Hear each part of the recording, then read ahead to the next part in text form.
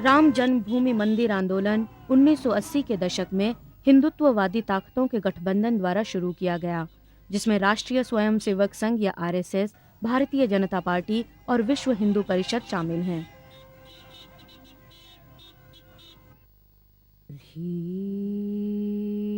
इन्होंने दावा किया कि मुगल बादशाह बाबर ने अयोध्या में भगवान राम के जन्म स्थान पर बने एक मंदिर को ध्वस्त कर दिया था और उसकी जगह पर 1528 में बाबरी मस्जिद का निर्माण किया था।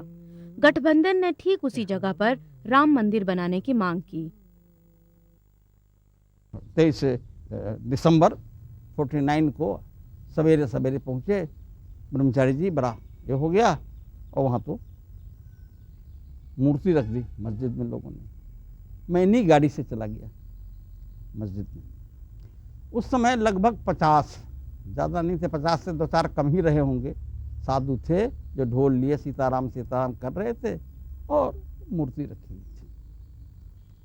माफ़ करिएगा आप लोगों को किसी को चोट लगे मेरे कहने से, तो मैंने उनको कहा, शत्रुघ्न दास थे एक बहुत लंबे चौड़े पहलवान, मैंने कहा क्या कर दिया पहलवान तुमने, तमाशा कर दिया, मलेच्छ के घर में भगवान को लगा बैठा दिया, उठाओ उठाओ। और मेरे कहने पर इतने असर में आए कि वो सब तैयारी करने लगे। तो डीएम ने मेरे पास आकर कान में कहा कि मैंने लखनऊ टेलीफोन किया था, चीफ मिनिस्टर साहब वहाँ हैं नहीं, और चीफ सेक्रेटरी साहब भगवान सहाय थे ICS, उनने कहा है कि हम चीफ मिनिस्टर साहब को इतला कर रहे हैं, बात कर रहे हैं, तब तक आप उसको एटलीस्ट छोड़ दीजिए, उसमें कोई इंटरफेयर न करिए।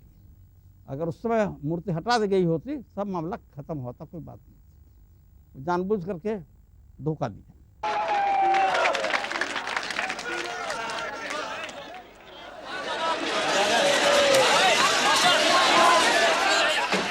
6 दिसंबर 1992 आरएसएस, भाजपा, विश्व हिंदू परिषद के गठबंधन ने अयोध्या में बाबरी मस्जिद को तोड़ दिया।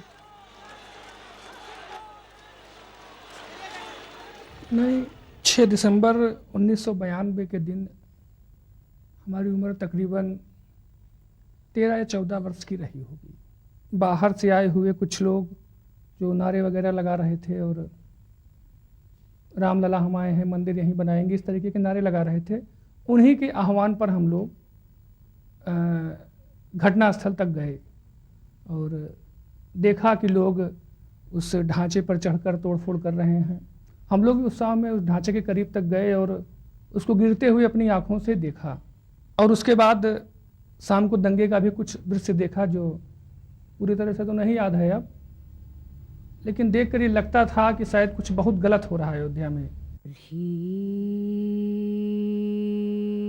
बाबरी मस्जिद को ध्वस्त किए हुए 10 बरस से भी अधिक समय बीत चुका है, लेकिन आज तक वहां राम जन्मभूमि मंदिर नहीं बन सका।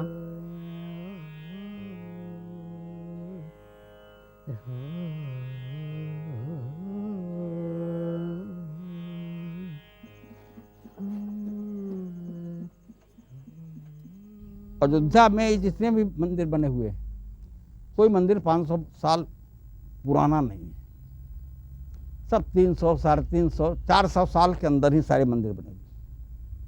और उसमें राम जी के जन्म स्थान का मंदिर बना हुआ है। व्यापक क्षेत्र को जन्मभूमि कहते हैं, लेकिन जन्म स्थान वो है, उस जन्मभूमि का वो पर्टिकुलर हिस्सा, वो घर, उस घर का वो कोना जहाँ एक्चुअली बर्थ हुआ, वो जन्म स्थान होता है। अयोध्या मतलब होता है जहाँ अयुद्ध, अयुद्ध मतलब होता है जहाँ युद्ध नहीं हो।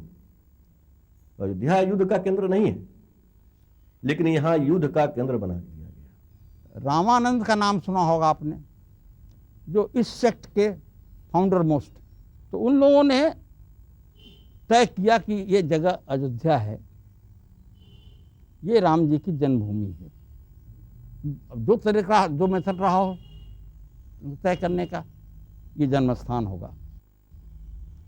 और ये जब जन्म हुआ होगा तो बचपन में खेले होंगे, राम गुलेला मंदिर बना हुआ है। वहाँ बैठ करके पढ़ते रहे होंगे, वशिष्ठ जी का कुंड बना हुआ है, सब अयोध्या में है। यहाँ बैठ करके रत्न सिंहासन पर वो हुकूमत करते थे। रत्न सिंहासन, राम से संबंधित सारे स्थान के मंदिर अयोध्या में बने हुए हैं, और सब मंदिर जितने भी हैं 50 साल से ज़्यादा का फर्क नहीं है। ये रामानंद जी ने ये कहा कि आज के युग के वर्तमान संदर्भ में वेद, शास्त्र, उपनिषद और स्मृतियां ये संयोजक तत्व नहीं रह गए। इससे हम कैसे इस देश के रहने वाले, जिसमें दलित है, कमज़ोर है, पिछड़ा है, हिंदू है, मुसलमान है, सबको मिला करके जोड़ें, तो उन्होंने राम को आधार बनाया। रामानंद के चेले थे और उन्होंने अयोध्या में आकर के एक राम जन्म स्थान, यहाँ राम जी का जन्म हुआ, और राम के साथ जोड़े रहते हैं सीता को, तो जानकी कुंज। तो राम के जीवन से संबंधित जितने स्थान हो सकते हैं सब जगह उन्होंने मंदिर बनाए हैं लोगों ने। पहले राम से ऊपर चलिए, राम के दशरथ पिता थे, उनका मंदिर बना है दशरथ भवन, बहुत विशाल मंदिर बना हुआ। उनकी माता कौशल्या थी, बना हुआ है कौशल्या भवन। तो राम से ताल्लुक़ रखने वाले जितने सबका मंदिर बना हुआ है। और राम जी जब इस लोक से गए, गुप्तार घाट पर वो मंदिर बना हुआ है। तो सारे मंदिर बना हुआ है, जन्मभूमि मंदिर क्या भला है। रामानंद के शिष्यों में दादू भी हैं, रैदास भी हैं, कबीर भी हैं, पीपा भी हैं, और तमाम विभिन्न धर्मों, विभिन्न जातियों और मान्यताओं के लोग जो हैं। कहा जाता है कि 1528 में बाबर ने तोड़ा उसको। तुलसीदास का जन्म हुआ है 1497 में। तो 1528 में जब वो मंदिर तोड़ा गया, उस समय 31 साल उम्र रही होगी तुलसीदास की। वो उम्र है रिस्क लेने की, संघर्ष करने की, टकराने की, टक्कर खाने की, टक्कर मारने की।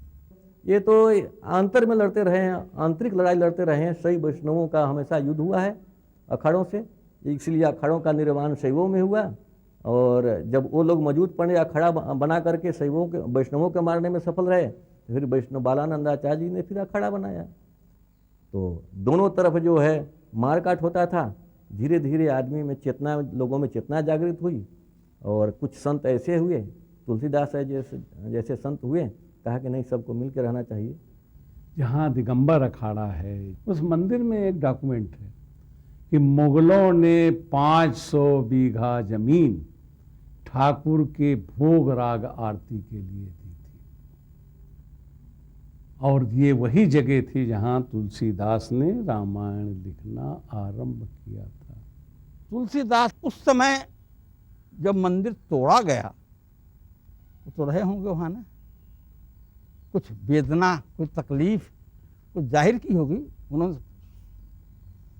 12 ग्रंथ लिखे हैं, 12 ग्रंथ लिखे हैं, सब वैष्णव लोग गाया करते हैं, पढ़ा। तो कहीं उसका जिक्र नहीं, तो जिक्र तो होना चाहिए।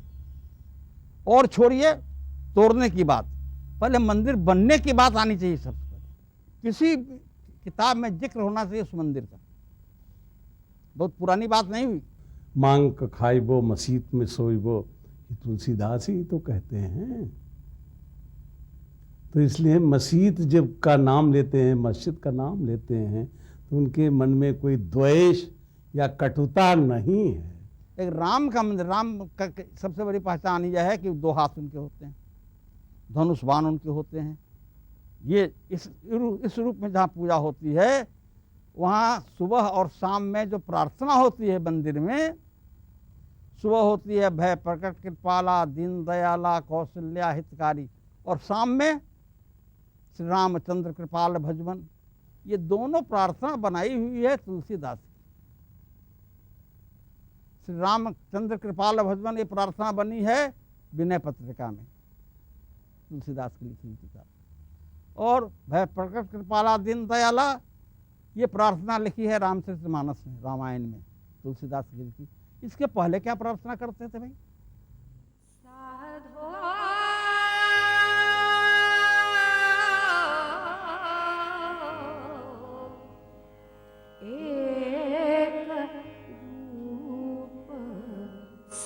माही।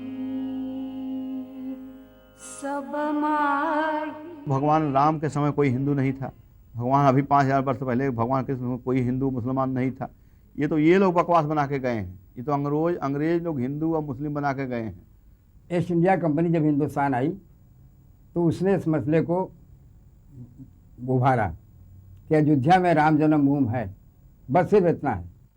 हम लोगों ने हमेशा राम का वो चित्र देखा जिसमें राम, सीता, लक्ष्मण तीनों हैं और उनका धनुष कंधे पे रहता था। और 92 के बाद से एक अजीब घटना होती है जिसमें कि जो हमारा आपस का एक अभिवादन हुआ करता था जय सिया राम, उसमें से सीता जी को हटा के और उसको एक पितृसत्तात्मक नारे के रूप में परिवर्तित कर देते हैं जय श्री राम, और वो बहुत ही आक्रामक किस्म का नारा हो जाता है। श्री राम जो अयोध्या को जिनको लेके बात हो रही, सबसे उभरा हुआ साम्यवादी और समाजवादी तो श्री राम दिखाई पड़ते हैं। उनसे भी 10 कदम आगे उनका भाई भरत दिखाई पड़ते हैं कि वो राजा होकर के एक गांव में जाके रहने लगे। और वैसे भी शास्त्रों के मुताबिक सिर्फ राम का मंदिर बनाना इसका कोई प्रावधान नहीं है। इसके लिए जिन मंत्रों की आवश्यकता है मूर्ति में प्राण प्रतिष्ठा के लिए, वो आपको किसी हिंदू शास्त्रों में नहीं मिलेंगे। तो एक तरीके से ये जो काम कर रहे हैं ये धर्म विरोधी है। अपने मन ही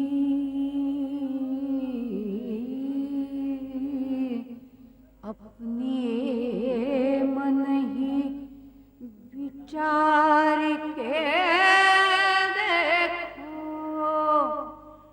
अपने मन ही विचार के देखो। वास्तव में देखा जाए तो ये जो विवाद है, अयोध्या का विवाद है, वो स्थानीय विवाद है। सुन्नी सेंट्रल बोर्ड है, वक्फ बोर्ड है, वो भी अयोध्या के ही लोग हैं। उसमें भी निर्मोही अखाड़ा है, उसमें भी अयोध्या के ही लोग हैं। जो मूलवाद है उसके लोग अयोध्या के ही हैं। 1984 से आंदोलन शुरू हुआ तो पूरे देश में आंदोलन धीरे धीरे एक हिंदू जागृति पैदा हुई। पूरा मंदिर का आंदोलन ही विश्व हिंदू परिषद द्वारा उठाया गया मुद्दा है। विश्व हिंदू परिषद का जो नक्शा है उसी नक्शे पे बनेगा और विश्व हिंदू परिषद की योजना के तहत बनेगा। वो आरएसएस के गठन के 40 वर्ष पहले से निर्मोही अखाड़ा अदालत में है। और ये विश्व हिंदू परिषद के गठन किया गया 1964 में। आज विश्व हिंदू परिषद स्वयं उद्धारक बन करके बनने का प्रचार देश की जनता के बीच में करती है। सत्य को ज्योति का नाम झूठ के पर्दे लगा करके छिपाती है। उसमें विश्व हिंदू परिषद कहीं पार्टी भी नहीं बनाया गया है मुकदमे में, क्योंकि ये लोग हमेशा आकर के यहाँ पे तांडव करते हैं, सिर्फ नौटंकी का एक नाच नाचते हैं और इन लोगों को कुछ मंदिर के बारे में भी नहीं करना है। और विश्व हिंदू परिषद ने केवल पैसा बटोरने का या देश में दंगा कराने के सिवाय कुछ नहीं किया। हाँ, थोड़ा सा जो क्या नाम पत्थर तराशे जा रहे हैं और पता नहीं क्या करेंगे उस पत्थर का।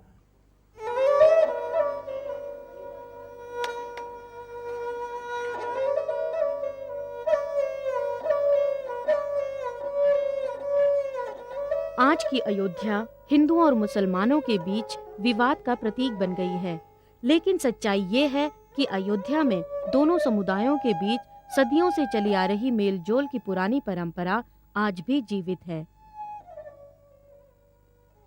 हिंदू मुसलमान यहाँ अयोध्या में मिलजुल करके रहते हैं। ये कपड़े, भगवान के कपड़े सीने की बात है। हमारे यहाँ रामलला के जो तंबू वो सिया गया वो मुसलमान ही ने सब सिया है। तो हमारे अयोध्या के बीच में मुसलमान में और हिंदू में किसी प्रकार का कोई बात नहीं है। हम लोग एक जगह रहते हैं, बैठते उठते हैं, उनके यहाँ हम जाते आते, वो हमारे यहाँ आते जाते हैं। अयोध्या में मुस्लिम माली फूलों की खेती करते हैं तो वो फूल मंदिरों में चढ़ाए जाते हैं।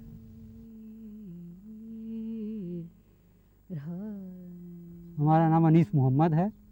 ये हमारी 5वीं पीढ़ी है। हम लोग बहुत दिन से 5वीं पीढ़ी मतलब फूल का ही कारोबार करते आए हैं। हमारा फूल हर मंदिरों में जाता है, लगभग अयोध्या के सारी मंदिरों में, और यहाँ से थोक भी बिकता है, माला बन के भी बिकता है। यहाँ हम लोग जो है हिंदू मुसलमान सब मिलजुल के रहते हैं। हमारा फूल सारे मंदिरों में जाता है, इससे कोई मतलब भेदभाव भी नहीं है। कोई ये नहीं सोचता ये हिंदू हैं या मुसलमान हैं, इनके हाथ से चढ़ेगा, सब खुशी खुशी लेते हैं। हमारा नाम मोहम्मद इस्लाम है। ये हमारे बाप दादा भी करते थे।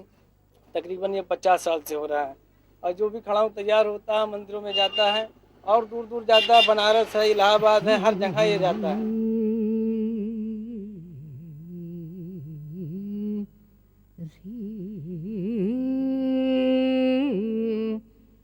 कुछ मंदिरों में तो यहाँ सुंदर भवन एक मंदिर है जहाँ मुसलमान ही उसका प्रबंधक रहा है, अब तो उनकी मृत्यु हो गई, दूसरे हैं। 1949 से 23 दिसंबर 1992 तक हमारे फादर, जिनका नाम मुन्नू मियाँ था, वो इस मंदिर के मैनेजर रहे। इसी ड्यूरेशन में मंदिर में अगर कोई पुजारी एक ही रहता था और पूजा का समय भी होता था, तो वो घंटी वगैरह, घड़ियाल वगैरह भी अपने हाथों से बजा दिया करते थे, उसमें कोई फर्क नहीं पड़ता था।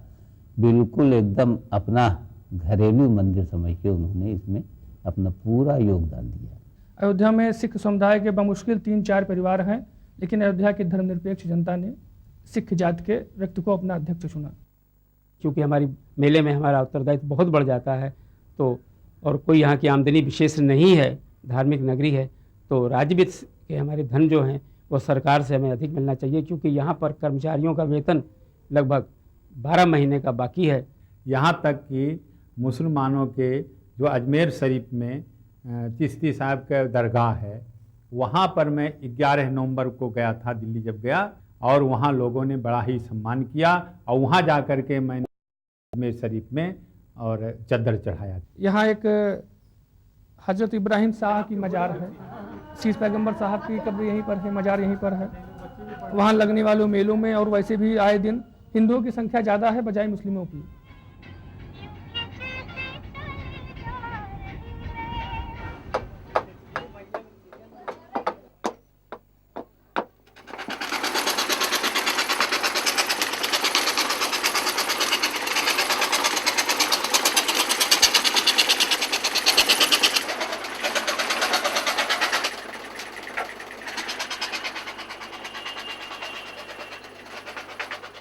इनके यहाँ कोई काम पड़ता है तो हम जाते हैं, ये हमारे यहाँ कोई काम पड़ता है तो ये आते हैं। कोई ऐसा आपस में कोई ऐसा भेद नहीं है। यहाँ तो एक अजीब संस्कृति और उसकी परंपरा रही है लोगों को मिलजुल करके चलने और साथ रहने की, और यही कारण है कि अयोध्या में दंगा नहीं होते थे। आप देखिए, बहुत कोशिश की कि अयोध्या फैजाबाद के अंदर बदलाव हो जाए, लेकिन यहाँ के हिंदू मुसलमान जानते हैं कि ये राजनीति का मसला है, इससे हम आपस में भाई भाई मिलकर के रहेंगे, लड़ेंगे नहीं। अयोध्या के किनारे का पहला गांव हमारा है अवैधपुर। हम लोग मुसलमानों के कुछ नौजवानों को, अपने मोहल्ले से सब मौर्य और कुर्मी, इन सब बिरादरी के लोगों को, सबको एक टीम बनाया था हम लोगों ने। हम लोगों ने किसी भी एक भी विश्व हिंदू परिषद बजरंग दल के कार्यकर्ता को अपने गाँव में घुसने नहीं दिया। अयोध्या को बहुत बदनाम किया जा रहा है। अयोध्या वाले कभी सांप्रदायिक नहीं रहे। गोलवलकर साहब जब वो प्रोग्राम बना उनका, और ट्रेन से उतरकर एक मंच बना, मंच पर जाकर के वो लोगों को संबोधित करते, तो अयोध्या के साधुओं ने, हनुमानगढ़ी आप गई होंगी, हनुमानगढ़ी के साधुओं ने बड़े बड़े पोस्टर बनाए, गोलवलकर देशद्रोही है, गांधी का हत्यारा है, और मंच तक नहीं जाने दिया साधुओं ने।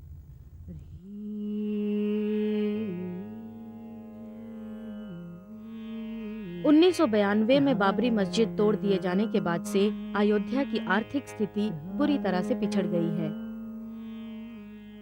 अयोध्या फैजाबाद की हालत को देखते हुए मतलब रोना आता है, लेकिन आंसू नहीं निकलता। यहाँ लोग अब अपनी लड़कियों की शादी तक करने के लिए तैयार नहीं। यहाँ 5 मेले होते हैं, उस 5 मेले में इतना लोग कमाते थे कि साल भर खाते थे। आज चलिए हमारे साथ देखिए कि कितने मंदिर बंद हैं जहाँ भगवान को भोग भी नहीं लग पाता। यहाँ बंदर भी भूखों मरना शुरू करती हैं, लेकिन इन नेताओं को छुट्टी नहीं मिलती। समय समय पर जब विश्व हिंदू परिषद ने अयोध्या में बड़े कार्यक्रम किए तो उसके परिणाम स्वरूप अयोध्या में कई बार महीनों तक कर्फ्यू लगे रहे और यहाँ की जनता को खाने तक के लिए सूद पे पैसा लेना पड़ा। राम जन्मभूमि के नाते, इसके प्रचार प्रसार के नाते देश के लोग आ रहे हैं तो अयोध्या में व्यापारियों को लाभ हो रहा है, यहाँ के मंदिरों में संख्या बढ़ रही है। साग सब्जी तैयार करके अपना जीविका चलाते हैं और वो उसके बीच में हम लोग को अयोध्या जाने से रोका गया। अयोध्या साग सब्जी लेकर के नहीं जा सकते, वो हमारी साग सब्जियां खेतों में सड़ गईं और वो साग सब्जी के ज़रिए से हमारा विकास पूरा रुक गया, बच्चों का खाना पीना रुक गया, हम लोग बहुत परेशान हुए। आदि सब्जियां हम बोते हैं और इसी को जब तैयार होता है तो शहर में ले जाकर बेचते हैं, मगर जब हंगामा शुरू हो जाता है तो उस टाइम पर हम लोगों को शहर के बाहर से अंदर को जाने ही नहीं दिया जाता। जब से जन्मभूमि का मसला हुआ, जन्मभूमि का मसला बेसिकली हम ये कहें कि सितंबर अक्टूबर से लेकर दिसंबर तक रहता है।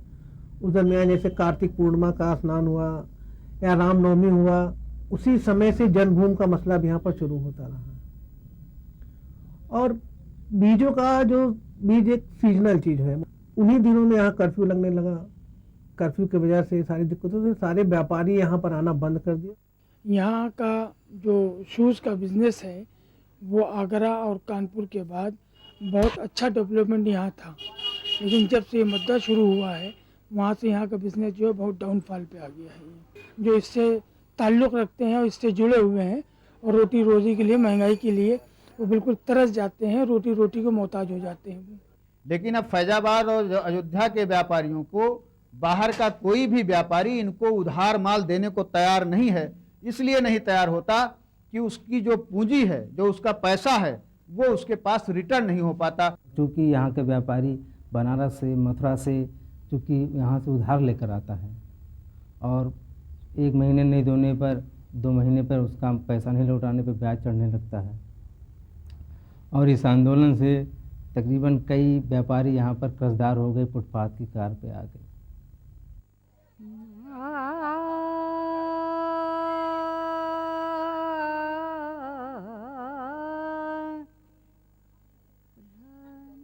अयोध्या में कड़े स्तर पर किए जा रहे सुरक्षा प्रबंधों की वजह से गंभीर परिणाम पैदा हुए हैं। चौतरफा अयोध्या एक जाल बना हुआ, एक जेल। अयोध्यावासी एक जेल की जिंदगी जी रहे हैं। चारों तरफ बैरिकेटिंग, जांच कराओ, किसी का सामान नहीं आने देना अंदर। जब से अशोक सिंघल इस तरीके से आंदोलन शुरू किया है तब से ये अयोध्या तो बिल्कुल पुलिस छावनी हो गई है, जेल समझिए इसको। ये अयोध्या को अगर किला बना दिया जाएगा सुरक्षा बलों का, तो इस तरीके के किले को हिंदुस्तान के आस्थावान लोग स्वीकार नहीं करेंगे। तो अब ऐसा है कि अब लोग भूखे तो बहुत ज़्यादा मरने लगे हैं और अब दरिद्रता ही अयोध्या में और फैजाबाद में समझ लीजिए क्या उत्तर प्रदेश में आ गई है। ये तो रावण राज लाना चाहते हैं, राम राज का नाम लेते हैं, ये रावण राज लाना चाहते हैं।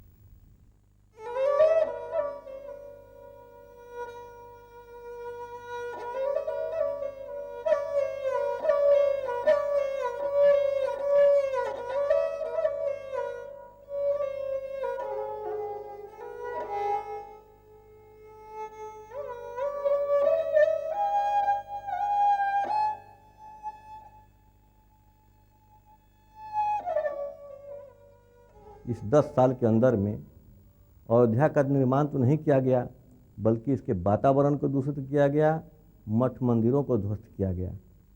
जन्म स्थान सीता रोसई है, उसके भगवान जो प्रतिष्ठापित थे वहाँ से नदारद है, वहाँ पूजा पाठ भी नहीं होता है। सुमित्रा भवन है, भगवान के रामलला के विराजमान थे, उसमें सीधे कुचल दिए गए।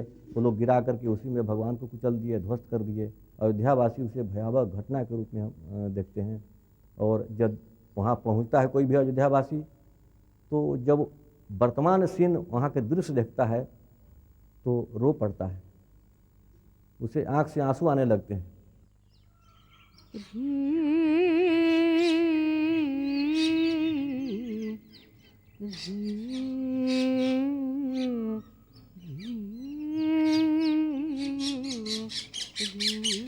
आरएसएस, भाजपा, विश्व हिंदू परिषद के गठबंधन ने अपने राजनीतिक फायदे के लिए हमेशा ही धर्म का इस्तेमाल किया है और इस प्रकार हिंदुओं और मुसलमानों के बीच अलगाव पैदा किया है। पूरा मंदिर वो हिंदू समाज की ताकत के बल पे बनेगा, न कोई पार्टी उसको बनवाएगी, न इस देश के कानून से वो बनने वाला है, न किसी अदालत का कोई फैसला उस पर आने वाला है। अयोध्या में राम जन्मभूमि है, राम जन्मभूमि का निर्माण होना चाहिए, ये मत है पॉलिटिकल पार्टी। पॉलिटिकल पार्टी आंदोलन नहीं करती है, आंदोलन या जनमत संग्रह का काम तो विश्व हिंदू परिषद करता है, लेकिन समर्थन पॉलिटिकल पार्टी के नाते उनको देते हैं। प्रत्येक हिंदू को एक सैनिक की तरह काम करना चाहिए और हमारे हिंदू महासभा का यह एक मूल नारा भी है कि हिंदुओं का सैनिकीकरण हो और राजनीति का, भारतवर्ष के राजनीति का हिंदूकरण होना चाहिए। सच्चे हिंदू वही माने जाएंगे जो हर कौम से प्रेम करे, एक समान बर्ताव करे, वही सच्चे हिंदू करे। केवल मानवता ही एक धर्म है, हमने बताया, और सब बाकी सब पूजा पद्धति है। अगर यह राजनीतिक स्थिति ये बन जाएगी कि हमारे राजनेता एक एक धर्म का प्रतिनिधित्व करने लगेंगे तो राष्ट्रीय स्तर पर या सामाजिक वातावरण का निर्माण न होकर विद्रूपता पैदा हो जाएगी। आखिर हुआ क्या, अभी गुजरात तो हमारे सामने हुआ ही है कि इतने हिंदू मुसलमानों का जो वहाँ कत्ल हुआ गोधरा कांड के बाद, और फिर चुनाव के बाद में जो मुझे वहाँ सफलता मिली, उसका कारण यही था कि हम बहुसंख्यक हिंदू थे वहाँ, उस वोट बैंक से मुझे लाभ मिल गया। ये गरीब सीधे साधी आवाम, चाहे इस वर्ग को, चाहे उस वर्ग को, चाहे इस तबके को, चाहे उस तबके को, जो इनके साथ जुड़े उनकी बात मानते हैं, उनके साथ जुड़े उनकी बात मानते हैं। और जब इलेक्शन ख़त्म हो जाता है, पार्टी बन जाती है, न कोई इन्हें पूछता है न कोई इन्हें पूछता, तो ये धर्म की लड़ाई अब नहीं रहेगी, ये तो सियासत की लड़ाई होगी। इसके पीछे बड़ी सियासत।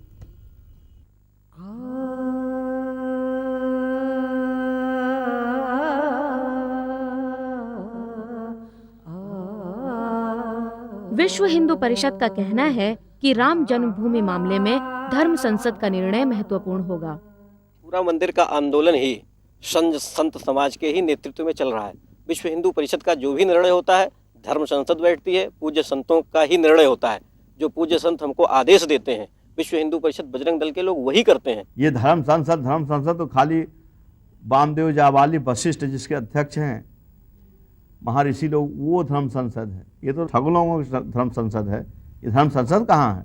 ये तो पखंड संसद कहिए, या छल संसद कहिए, या डाकुओं का या ठगों का संसद कहिए, ये तो छलने वाली काम करते हैं, इनसे कोई मतलब नहीं।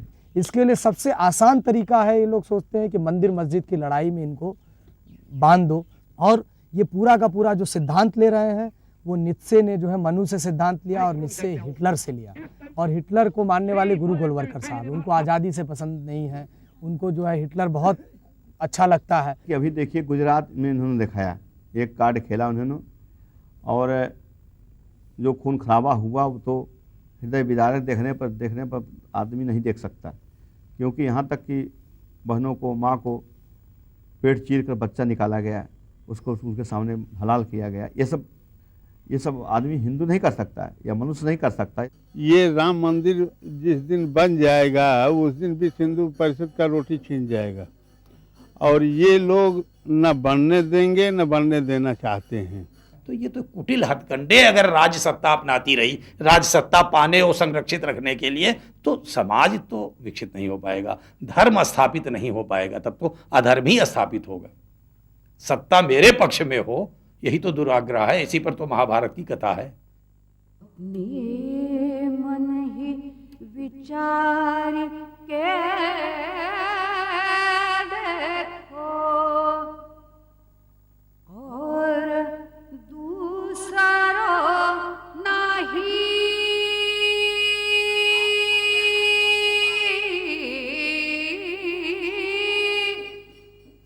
और दूसरा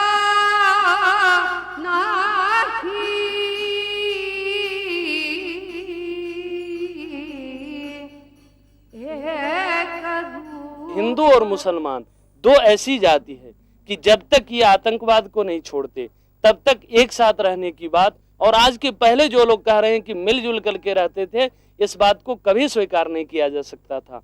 हम अगर अमन के लिए चिल्लाते हैं, हम चाहते हैं अमन से हम रहें तो हम आतंकवादी, हम चुप रहें तो आप आतंकवादी हैं। हिंदू धर्म को ऐसे बना दिया जो उससे संवाद कायम नहीं होने दे। मुसलमानों को हम इतना भयभीत कर रहे हैं, कम्युनल लोग जो हिंदू धर्म में जो कम्युनल लोग है मुसलमानों को समझने नहीं दे रहा है। तो इतना वो लोग घृणा नफरत पैदा कर रहे हैं लोग कि हम एक दूसरे को समझने नहीं दे रहे हैं। एक large section of the Muslim society वो अनएजुकेटेड है और इकोनॉमिकली बैकवर्ड है। इनके वजह से जो हिंदू कम्युनल फोर्सेस हैं,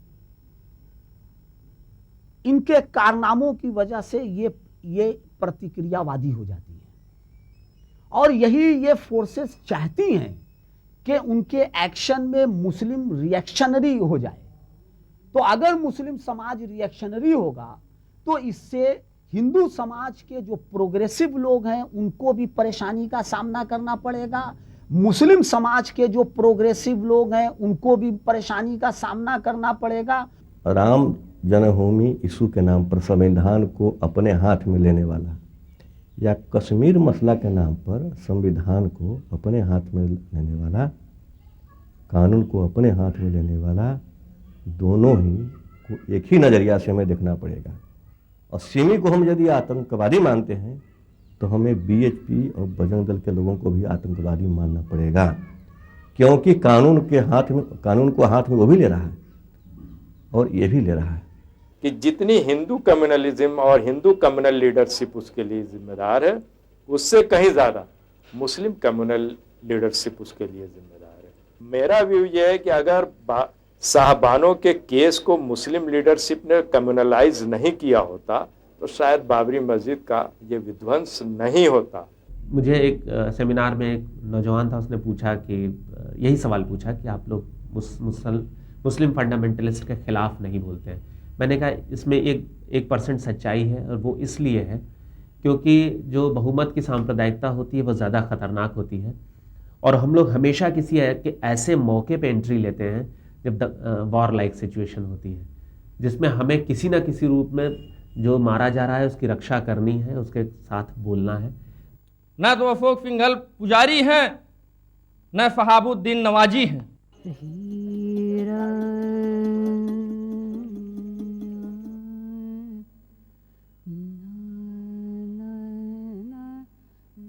कट्टरपंथी ताकतों के प्राथमिक उद्देश्यों में से एक उद्देश्य है धर्मनिरपेक्ष और लोकतांत्रिक भारत को हिंदू राष्ट्र में बदलना। जिस प्रकार से इजराइल में यहूदी जाति बिल्कुल विनष्ट हो गई थी, विश्व के नक्शे पर से इस जाति का कोई एक राष्ट्र होने के नाते ऐसी कोई पहचान बिल्कुल मिट चुकी थी, ठीक उसी प्रकार की स्थिति 10वीं शताब्दी के बाद मुसलमानों के आक्रमण के पश्चात भारतवर्ष में भी दिखाई पड़ने लगी। यदि हिंदू राष्ट्र की ये बात कह रहे हैं, मुसलमान इतने दिन तक शासक रहा यहाँ, इन कभी जो है मुस्लिम राष्ट्र घोषित नहीं किया कभी। जैसे यहाँ 60-40 का रेशियो है हिंदू मुस्लिम का, है यहाँ पे 60% है। अगर 60% 40% को निकालना चाहे है तो कैसे होगा? ज़्यादा नहीं 50-60 सालों में देखेंगे हम तो उनके पूर्वज निश्चित रूप से हिंदू रहे हैं और जो भी आज स्थिति है उसमें तो मैक्सिमम लोग कन्वर्टेड हैं। तो इसलिए कहते हैं उन्हें पुनः अपने कहते धर्म में वापस आने के लिए शुद्धिकरण के करने के पश्चात जो आने के लिए कोई दिक्कत नहीं आएगी। और उसके पश्चात जो हम लोगों ने थीम देखी है, जो सपना देखा है, सपना संजोया हुआ है, वो भारत के हिंदू राष्ट्र होने का है। वास्तव में दोनों अलग अलग चीज़ें। वो भारतीय जो है वो जरूरी नहीं है कि हिंदू हो, आज जो हिंदू है वो जरूरी नहीं है कि वो भारतीय हो। जैसे नेपाल में रहने वाले हैं, वहाँ हिंदू है लेकिन वो भारतीय कैसे हो सकता है? वो नेपाली है। और जो हजारों सैकड़ों वर्षों से जो मॉरिशस थाईलैंड में रह रहे हैं, उनको पूर्वज का पता ही नहीं है कि कब आए, तो वो अपने को थाईलैंड वासी कहेगा, मॉरिशस वासी कहेगा, भले उसका धर्म हिंदू हो, वो भारतीय नहीं कर सकता है। किसी की इंडिविजुअलिटी होती ना, गुलिस्तान किसे कहेंगे आप, जहाँ कई फूल हो। तो उसी तरह हमारा कल्चर, इनका कल्चर, उनका कल्चर, सारे कल्चर्स अलग अलग जब तक नहीं रहेंगे, एकता में अनेकता की बात जो कही गई है हमारे यहाँ, हमारे कॉन्स्टिट्यूशन यही तो है। इसी प्रकार से यहाँ के जो मुसलमान हैं वो भारतीय तो हो सकता है लेकिन हिंदू जरूरी नहीं है कि हो जाए। भारत में जो रहता है, भारत के संविधान को जो मानता है, वास्तव में वो भारत के नियम को जो मानता है, यहाँ के कायदे कानूनों को मानता है, हम समझते हैं कि वो भारतीय हैं। हम यहाँ हैं, हमारी हड्डियाँ यहाँ पे हैं, आई मीन टू से मुस्लिम कम्युनिटी की मैं बात कर रहा हूँ। हम ही को तो कहा जाता है कि साहब आप एक सर्टिफिकेट दीजिए।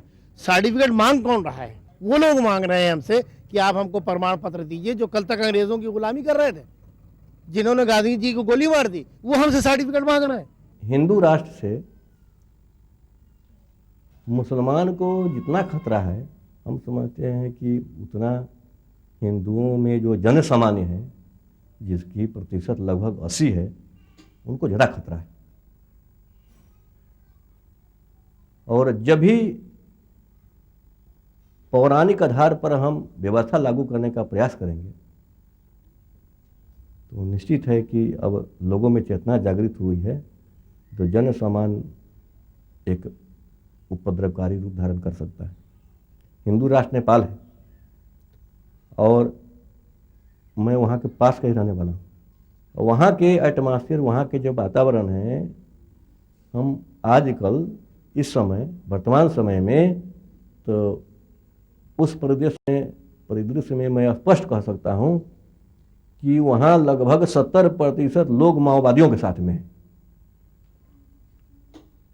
तो हिंदू राष्ट्र जब भी होगा तो एक आंदोलन ऐसा होगा जो हिंसक होगा, क्योंकि आप कब तक कुचलेंगे? धर्म के नाम पर कुचलते हुए हजारों वर्षों से आ रहे हैं, कब तक आप कुचलते रहेंगे? या सांस्कृतिक गुलामी न पैदा की जाए, धार्मिक गुलामी न पैदा की जाए, और ये जो वैरायटीज हैं धर्म के अलग अलग, उनको अपने तरीके से जीवित रहने दिया जाए और उनका पोषण किया जाए और उनकी बाउंड्री को मजबूत रखा जाए, लेकिन उसमें ह्यूमैनिटी, ह्यूमन सेंस जो है वो डेवलप होना चाहिए, प्रजातांत्रिक सोच ज़्यादा डेवलप होना चाहिए। क्या ऐसा नहीं सोचा जा सकता है? ऐसा सोचना उचित होगा।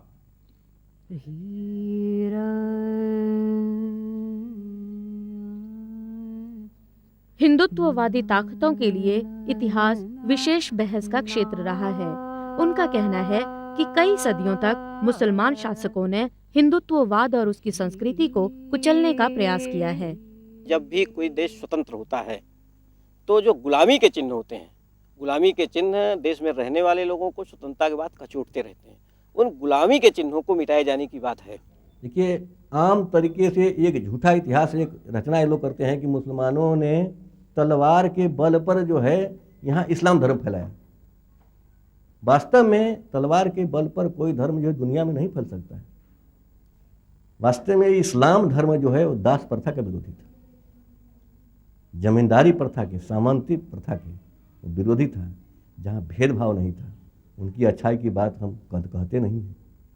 अब भारत में आया तो जो जन समान थे, जाति के नाम पर कुचले गए थे, धर्म के नाम पर कुचले गए थे, जिसको छाया के स्पर्श नहीं करने दिया जाता था, खड़ापन के नहीं चलने दिया जाता था, वैसे लोग जो है मुगलों को साथ दिया, यहाँ की जनता ने साथ दिया। जहाँ तक मुगल राजाओं के इस देश पे आक्रमण का सवाल है, जब मुस्लिम आक्रांता इस देश में आए, उस बारे में हमारा ये कहना है कि वो कभी लड़ाई धर्म बनाम धर्म की नहीं थी, वो इस्लाम बनाम हिंदुत्व की लड़ाई नहीं थी, वो लड़ाई सीधे तौर पे सत्ता की लड़ाई थी।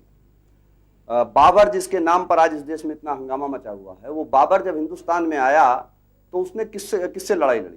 बाबर ने इब्राहिम लोदी को हराया। इब्राहिम लोदी भी इस्लाम का मानने वाला था और बाबर भी इस्लाम का मानने वाला था। इतिहास को उठा करके देख लिया जाए, महमूद गजनवी के काल से लेकर और जब भी मुसलमान इस देश में आए, उन्होंने यहाँ की संस्कृति को और इस हिंदू जाति को विनष्ट करने का प्रयास किया। देखिए, मुगलों ने, यहाँ नवाबों ने, मुसलमानों ने अयोध्या के लिए को बहुत कुछ दिया है। आपको बता दें कि दिगंबर अखाड़ा है वो मुसलमानों का देन है। निर्मोही अखाड़ा है, 5 बिस्वा जमीन जो है ये मुसलमानों ने दिया था, सिराजुद्दौला ने दिया था। हनुमानगढ़ी आप देख रहे हैं वो भी मुसलमानों का देन है, दिया है। इसको अभी दस्तावेज उपलब्ध है। राम गुलेला मंदिर है जो प्राचीन यहाँ के मंदिर है, 200 वर्ष से पहले का। राम गुलेला को भी नवाबों ने दिया था। आज आप बता रहे हैं कि साहब आप अकबर को काट दीजिए, बाबर को काट दीजिए, फलाने को काट, कैसे संभव है ये? कनिंग विजय में अशोक ने भी तो यही किया था, 1.5 लाख आदमियों को मार दिया। या जो हिंदू मंदिर है, तमाम जैन मंदिरों को तोड़ के बनाए गए, क्या ये वापस किए जा सकते हैं? इम्पॉसिबल है। इतिहास को उल्टा नहीं घुमाया जा सकता। जो इतिहास लिखा गया जो इतिहास बताया गया, जो इतिहास पढ़ाया गया, तो इसलिए नहीं पढ़ाया गया कि हम इसका अनुगमन करें बुराइयों का। महाभारत का आख्यान इसलिए नहीं है कि महाभारत करते रहो। भारत भूमि है, यह भारत भूमि का जो धर्म है वो दूसरे धर्मों को भी अपने में मिला लेता है और सभी धर्मों का मान सम्मान करने का हमारे यहाँ सिद्धांत है। इसलिए सभी धर्म आकर के यहाँ प्रभावित विकसित हो रहे हैं।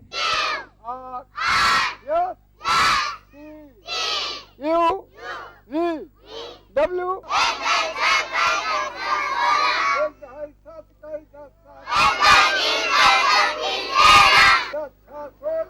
1857 की लड़ाई हिंदुओं और मुसलमानों ने साथ मिलकर लड़ी। मौलवी अमीर अली और बाबा राघव दास जो हिंदुओं के प्रतिनिधि थे, बहुत बड़े संत थे, और मौलवी अमीर अली थे जो मुसलमानों के प्रतिनिधि थे। उन दोनों लोगों का समझौता हुआ था। उन दोनों लोगों ने मिल करके यहाँ पे 1857 की लड़ाई साथ साथ लड़ी थी।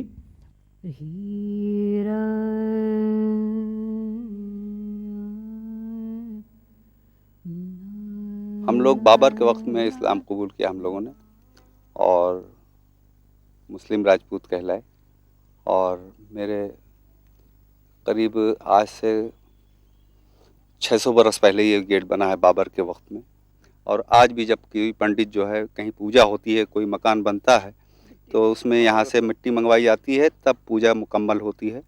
1857 में हमारे पूर्वज जो थे राजा हुसैन अली ख़ान, वो बाप बेटे अंग्रेज़ों से गदर के जंग लड़ी उन्हीं ने, और ये आपका 900 सिपाही लेके उन्हीं ने जंग की और शहीद हुए, जिनका रोज़ा यहाँ बना हुआ है उस रेलवे लाइन के पास में। ये मंदिर जो है अगर वालों ने राजा हसनपुर राजा रज़ा अली ख़ान के सहयोग से बनवाया, तामीर किया, और इसमें हमेशा से सबकी श्रद्धा रही है। यहाँ पे कि हर ईंट के ऊपर 786 लिखा हुआ है। हम लोगों का ये अपना अकीदा है कि जिसकी हर ईंट के ऊपर 786 लिखा हो, वहाँ कोई भी कौम जाके अगर दुआ मांगेगी तो उसकी दुआ कबूल होना ही होना है।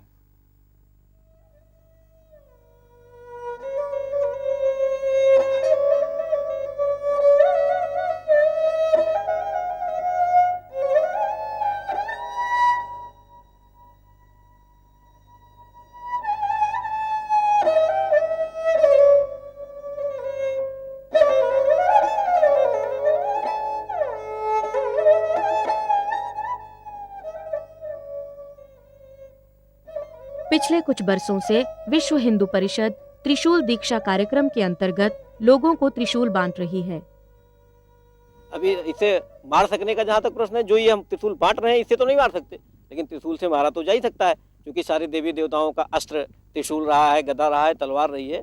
तो वो केवल प्रतीक ये है। त्रिशूल का प्रतीक हम इसलिए दे रहे हैं कि जब भी राक्षसी शक्तियों का विकास हो तो सुरक्षा की दृष्टि से, समाज की सुरक्षा हो, राष्ट्र की सुरक्षा हो, संस्कृति की सुरक्षा हो, तो उसके लिए हम उससे वार भी कर सकें। लेकिन जिस प्रकार का सामने खड़ा हुआ शत्रु ये कहा जाए उसको, या ये कहा जाए कि जिस प्रकार का वो राक्षस होगा, जितना गलत व्यक्ति होगा, उसको उसी असर से मारा जाएगा।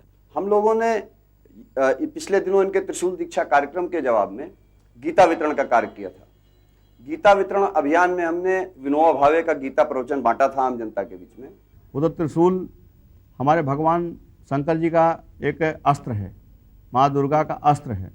यह मानव के लिए नहीं है त्रिशूल। ये तो त्रिशूल के नाम पर चाकू बांट रहे हैं, आपस में विवाद फैला करके, जैसे जल्दी से जल्दी आपस में हत्या कर दिया जाए, अनुवाद फैला दिया, इसके लिए इनका कार्यक्रम चल रहा है। हिंसा जो है उनका सबसे बड़ा हथियार है। वो इस हिंसा के और खून खराबे में वो ये इस आवाज़ को बंद कर देना चाहते हैं।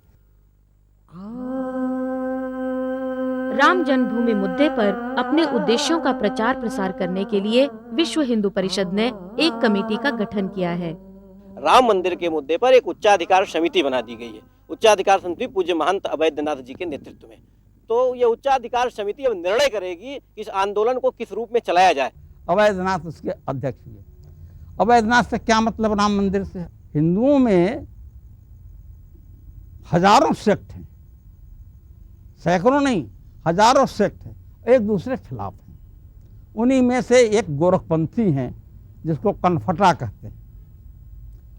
तो अवैधनाथ जो है कनफटा हैं, और दूसरे शब्द में अघोरी जिसको कहते हैं, अघोरी सुना होगा आपने, अघोरी राम के वर्शिपर नहीं है, वो मंदिर बनाएंगे। एक त्वचा रुधिर पुनि वर्तमान राजनीतिक परिदृश्य को देखते हुए दलितों और पिछड़ी जातियों के प्रति सामाजिक अन्याय, वास्तविक उन्नति का अभाव, धर्म और राजनीति का विस्फोटक मिश्रण, सांप्रदायिक शक्तियों के उत्थान के संदर्भ में ये कुछ प्रमुख कारण माने जा सकते हैं। ये पूरा का पूरा जो दलित आंदोलन खड़ा हो रहा है, और खासकर नारीवादी आंदोलन, जमींदारियां टूट रही हैं, ब्राह्मणवाद टूट रहा है। मैं ब्राह्मणवाद को जाति आधारित सामंतवादी और पितृसत्तात्मक सत्ता मानता हूँ।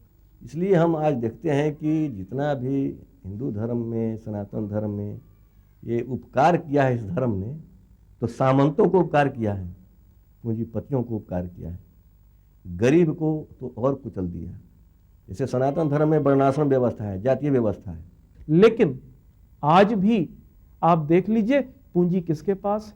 वही लोग जो बड़े लोग कहलाते हैं, वही जातियां जो बड़ी जातियां कहलाती हैं। आज भी 87% सरकारी नौकरियां उनके पास हैं, आज भी 95% देश की पूंजी उनके पास है, आज भी 94% जमीनें उनके पास हैं। तो बाकी जो जनता 90% जनता है भाई, उसका क्या लेना देना है? उससे क्या मतलब है? तो यह जो व्यवस्था है भ्रमित करने की व्यवस्था, वास्तव में वो धर्म है नहीं, लेकिन उसे हथियार के रूप में हमेशा जो है सामंती वर्ग जो है प्रयोग किया है, आज जो है पूंजीपति कर रहा है।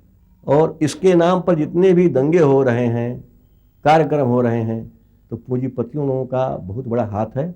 और हम तो ये कहते हैं कि इसके जितने भी कार्यकर्ता विश्व हिंदू परिषद के हैं, तो हम विश्व हिंदू परिषद के कार्यकर्ता नहीं मान करके हम ये कहते हैं कि जाने अनजाने या मूर्खता बस ये पूंजीपतियों के ये दलाल है। लेकिन 1960 में जिन 70 परिवारों के पास 20% पूंजी थी, आज उनके पास बढ़ के 75% पूंजी हो गई है। ये सरकारी डेटाज हैं, आप देख लीजिए। राम को अपना आदर्श मानते हैं, लेकिन इन लोगों ने क्या किया? इन लोगों ने मल्टीनेशनल कंपनीज को यहाँ पे और ज्यादा बढ़ चढ़ के उनको बुलावा दिया। यहाँ पे मल्टीनेशनल कंपनीज आ रही हैं, जो हमारा स्वदेशी रोजगार है वो खत्म होता चला जा रहा है। सावरकर ने और अटल बिहारी वाजपेयी जैसे लोगों ने जो अंग्रेजों के साथ चमचागिरी की है, गोलवलकर ने, वो लोग फिर गठबंधन कर रहे हैं अमेरिकी साम्राज्यवाद के साथ। और एक तरफ देखिए 1990 के दशक में जो है इस देश के अंदर जो है खोला जाता है बाजार, WTO पे हम हस्ताक्षर करते हैं, और 92 में राम जन्मभूमि का मुद्दा लाया जाता है। तीसरी तरफ मंडल कमीशन आ रहा होता है, उस समय कमंडल को लाया जाता है। ये चाहते हैं कि ये गरीब लोग, दलित लोग, पिछड़े लोग, मुसहर लोग, ये लोग खड़े होकर के महिलाएं जो है अपने अधिकार को प्राप्त न कर सकें। समाज का जो विभाजन है, समाज का जो विभाजन होना चाहिए आर्थिक आधार पर। उससे एक राहत मिलती है लोगों को। हम समझेंगे कि ये गरीब है, ये तो अमीर है, तो गरीब है तो गरीब क्यों है, हमको रोजी रोटी कैसे दे। एक त्वचा रुधिर पुनि विप्र शूद्र के माही। अगर ये रोजी रोटी का सवाल खड़ा करेंगे तो मुसहर की रोटी का सवाल खड़ा होगा। ये जो है एक महिला का आज़ादी का सवाल खड़ा होगा। इस लड़ाई को ख़त्म करने के लिए वो एक ब्रॉडर लेवल में हिंदू कहना चाहते हैं। आप क्या महिला हैं, दुर्गा बन जाइए, आप जो है सावित्री बन जाइए। सावित्री कौन सी सावित्री?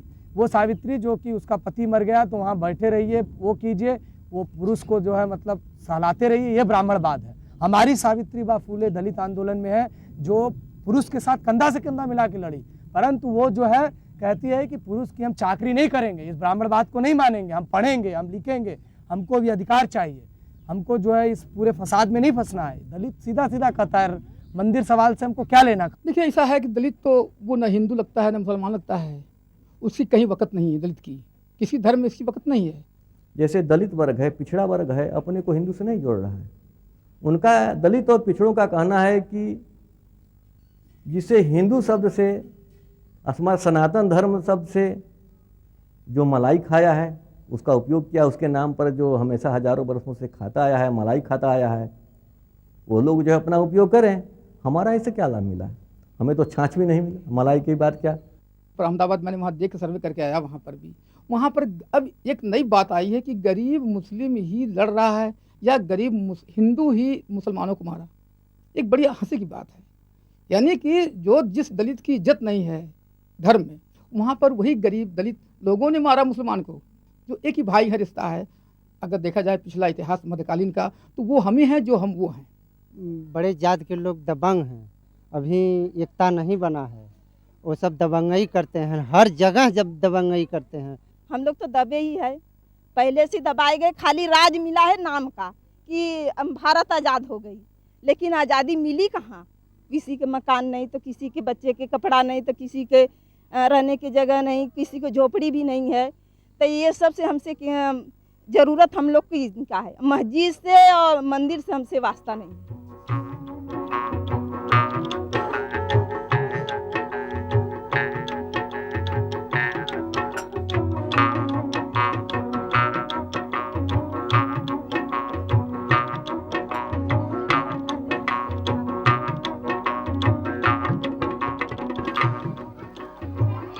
इन मुसहर बस्ती में से अगर आप पता करें तो 5 वर्ष की उम्र तक बच्चा जो है, मतलब 100 बच्चे अगर पैदा हो रहे हैं तो जो है 40 बच्चे सरवाइव नहीं कर पा रहे हैं, मर जाते हैं। जो है प्रसव के समय जो है करीब 20 बच्चे मर जा रहे हैं, कम से कम जो है 20% माओं की मौत हो जा रही है। विप्र शूद्र के माही,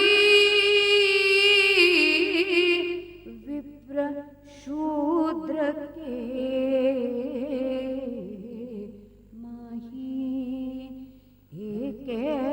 त्वचा रुधिर यहाँ कोई ऐसा दंगाई नहीं है, न यहाँ कोई दंगे वाले हैं। यहाँ पर माहौल एकदम शांत रहता है, कभी भी कहीं कोई झगड़ा हो, लड़ाई हो, हम लोग एक जैसे रहते हैं। नहीं, अब तो जो जाना चाहिए, सोच तो यही है कि विकास की तरफ जाना चाहिए, लेकिन फिर जब आग उधर से जलती है तो विकास तो उधर ही रुक जाता है, तो विकास यहाँ कैसे होगा। फिर सब लोग आर्थिक तंगी से परेशान आ जाते हैं। 2-2 महीना 4-4 महीना बीत जाता है, एक पैसा कमाई नहीं लग रही है, तो कहाँ से उनको पढ़ाएंगे और कहाँ से लिखाएंगे, कहाँ से उनको खिलाएंगे। सिर्फ विकास न करके मंदिर मस्जिद में उलझा करके गरीबों की गाढ़ी कमाई को लूटना चाहते हैं, लूट रहे हैं। सेंट्रल गवर्नमेंट जो देता है हम पब्लिकों को, वो यहाँ तक पहुँच नहीं पाता है, बीच में सब नेता लोग खा जाते हैं। ये विकास चाहिए, मंदिर और मस्जिद के विषय में नहीं चाहिए, आदमी को विकास चाहिए। राजनीतिक नेता जो है ना, वो फूट डालो और शासन करो वाली नीति अपनाते हैं कि हम लोगों को आपस में लड़ा देंगे और सोचेंगे कि अब हम जो है मतलब लड़ाई करवा दिया हम लोगों में आपस में, हम लोग आपस में लड़ते रहें। पिसते तो हम ही लोग हैं ना। हम लोगों के घर में एक टाइम ऐसा देश है जहाँ पे एक टाइम रोटी नहीं मिलती लोगों को, और इस तरह से लाखों रुपए बर्बाद किए जाते हैं। ये बहुत दुखद बात है। सिर्फ अपनी रोटियां जो है, राजनीतिक रोटियां सेकने के लिए ये राजनेता इस तरह करते हैं। लफड़ा कराना चाहते हैं लोग जरूर, जैसे जो बाहरी एमएलए एमपी होकर यहाँ आते हैं भाजपा की पार्टी की तरफ से, वो चाहते हैं कि झगड़ा हो, लड़ाई हो, मगर हमारे यहाँ बहुत सूझबूझ के हैं सब, कोई परेशानी नहीं है। बाबरी मस्जिद मंदिर के बारे में, अयोध्या जी के बारे में कोई हमारे यहाँ कोई विवाद नहीं। हाँ, सिर्फ महंगाई है। हम तो ये कहते हैं पेटन भरत का बोलिए कौन चीज, जब अपन लोग से पेट नहीं भरना तो हमारे लोग कौन पेट भरे भाई साहब। नहीं जलाता है, रोशनी नहीं पाता है, के जाते पाँव खाल, मानो तक जोर लगाता है, पत्थर पानी बन जाता है, साधो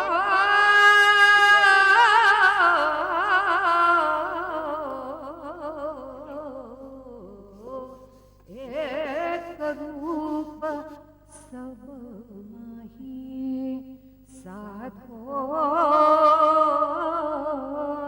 एक रूप सब माही। आज भी हम बात प्रजातंत्र की करते हैं, बात समाजवाद की करते हैं, बात मानवता की करते हैं, लेकिन हम आज भी वही प्राचीन दानवीय चेतना रखे हुए हैं कि हम सबको अपने अधीनस्थ रखें।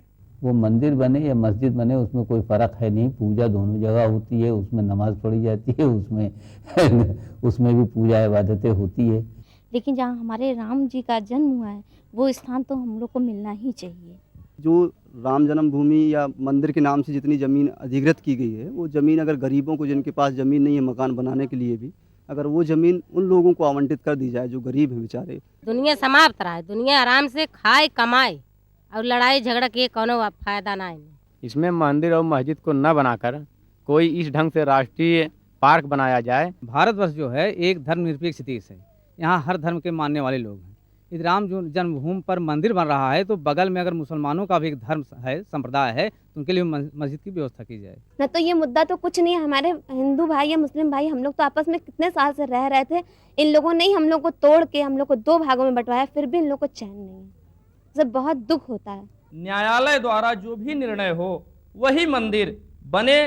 भगवान राम या अल्लाह ये कभी नहीं चाहते हैं कि हमारा घर खून पे बने। इसलिए कि आम जनता संगठित नहीं होती है। आतंकवादी पांची है तो संगठित, जो आम जनता है संगठित नहीं हो पाता था, इसलिए कुचल दिए जाते थे, आतंकित हो जाते थे। लेकिन अब जो है सद्भाव में विश्वास रखने वाले जो साधु महात्मा हैं, यहाँ के युवा वर्ग है, वो सब उठ खड़े हो गए हैं और यहाँ से सुसंदेश, सद्भाव का संदेश, एकता का संदेश ये पूरे देश को मिले। अयोध्या की आवाज़ नाम से एक पहल शुरू हुई है, जिसमें कि एक एक नागरिक से वहाँ संपर्क करके उसकी राय ली जा रही है कि उसका क्या मानना है। और 2 चीज़ें तय की जा रही हैं। एक तो ये कि बाहर के लोग अयोध्या में हस्तक्षेप ना करें, न तो अपनी राजनीति वहाँ थोपें और न कोई समाधान थोपें। अयोध्या के लोगों के ऊपर छोड़ दिया जाए, वो उसका समाधान तय करें। और एक वहाँ प्रक्रिया चलाई जा रही है जिसमें कि कोई सर्वसम्मत समाधान ढूंढने की कोशिश की जाएगी। हम लोग बनवा देंगे, जहाँ चाहेंगे मस्जिद उस तरह के बन जाएगा। वो तो हम लोगों की जिम्मेदारी है कि अगर वो भाई आपसी प्रेम से चाहते हैं कि वहाँ राम मंदिर बन जाए तो उसमें वो हाथ लगावें, हम उसमें हाथ हम लोग लगाएंगे। इसको तो चाहिए दोनों पक्ष के लोगों को कि समझदारी पूर्वक उनके हाथ से छीन करके तय कर लें, नहीं तो देश नष्ट होता रहेगा और एक गहरी लड़ाई से गुजरता रहेगा। और तमाम इसी लड़ाई के पीछे देशी और विदेशी शक्तियां अपनी हाथ धोती रहेंगी, मदद करती रहेंगी, दोनों कम्युनिटियों को आर्म्स एमुनेशन देती रहेंगी। लड़ते रहो, मरते रहो, काटते रहो, उनका व्यापार फलता फूलता रहेगा। हम दानों दानों के मुहताज होते रहेंगे, हम केवल श्मशान बनाते रहेंगे अपनी धरती को। और क्या है, पूरी सोसाइटी में, सोसाइटी में 35 करोड़ देवताओं में एक शंकर होता है, विषपान तो करना ही पड़ेगा। तो ये समाज के अंदर जो विष भरा हुआ है, इसका हमको आत्मसार करना पड़ेगा। और विषपान करने के लिए नई जनरेशन अब आगे आ रही है। आरएसएस का संगठन बड़ा मजबूत हो गया था उसमें। 1925 में संगठन शुरू हुआ और मैं बात 49 की कर रहा हूँ। काफ़ी मजबूत हो गया था वह संगठन। और एक बड़ी कामयाबी वो कह सकते हैं उसको, जिसमें गांधी जी को हमसे छीन लिया उन्होंने। हम कभी कभी सोचते हैं कि आज गांधी जी होते